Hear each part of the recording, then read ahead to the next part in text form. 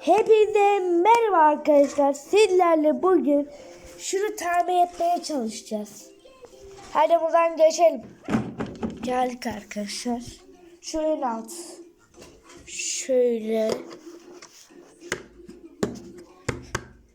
Diğeri ise böyle.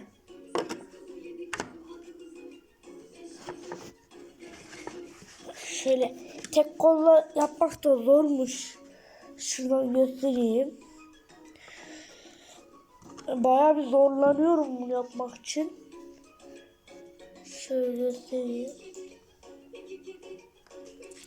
Buradan topu var ama kırıldı. Şöyle gidiyor.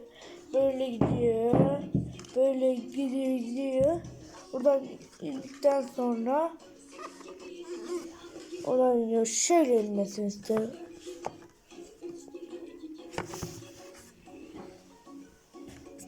Oradan aşağı düşüyor, geliyor.